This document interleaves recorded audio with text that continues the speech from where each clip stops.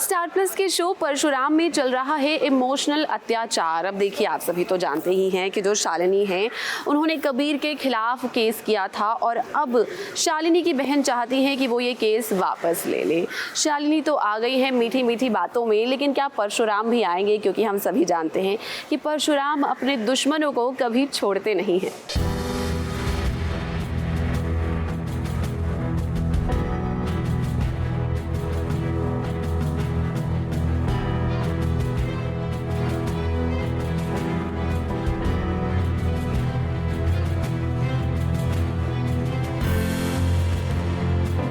शालिनी के खिलाफ खुद उसके परिवार वाले साजिश कर रहे हैं और उसे इस बात की भनक तक नहीं है। अब शालिनी एक तरफ है आपके पति परशुराम, जो इंसान को देखकर उसके इरादे भाप लेते हैं, और आप हैं कि आपको समझ में ही नहीं आ रहा कि आपकी बहन आराध्या आपसे कुछ मांगने के लिए यहाँ आई है।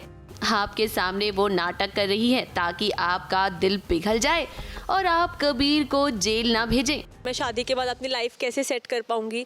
और फिर शालिनी दीदी बोलती है, मतलब मेरी बातों में आके वो बोलती है कि ठीक है, मैं कबीर को जेल में नहीं जाने दूंगी, मैं कोर्ट में नहीं जाऊंगी। तो फिर मोटिव हो जाता है पूरा। अब आप सभी तो जानते ही हैं ना कि कबीर और आराध्या की शादी होने वाली है, और कबीर वही है जिसने शालिनी के बच्चों को किडनैप किया था। लेकिन केलवन की रस्म के लिए अब आराध्या घर पर आई है, तो उसने सोचा कि क्यों ना इस शालिनी को अपनी मीठी मीठी बातों में फंसा लूं। और देखिए, यहाँ शालिनी और आराध्या को इस तरह साथ देकर हमें तो यही लग रहा है कि आराध्या अपने इरादों में कामयाब हो गई है। तभी तो देखिए, शालिनी ने कह दिया है आराध्या से कि वो ये केस वापस ले लेगी।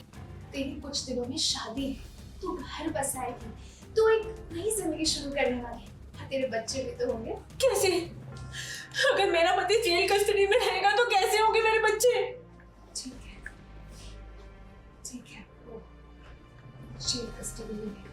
मैं तो बोलता हूँ नहीं लेना चाहिए, उसको सजा मिलनी चाहिए। हमें किडनैप करा था ना, आपके पति को सजा मिलनी चाहिए। मैं यहाँ पे घर पे ही जाते हैं ना, और मैं यहाँ पे रो रो के थक गई हूँ, और ये बोल रहे हैं कि सजा मिलनी चाहिए। आई एग्री, इनको सजा नहीं मिलनी चाहिए, बट आई एग्री कि इनको सजा मिलनी चाहिए।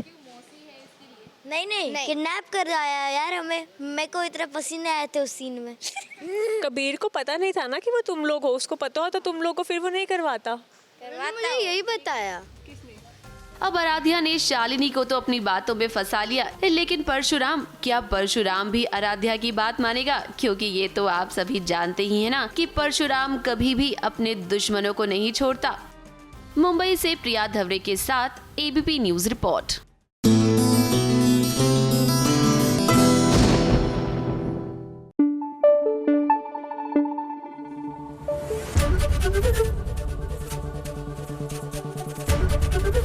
एबीपी न्यूज आपको रखे आगे।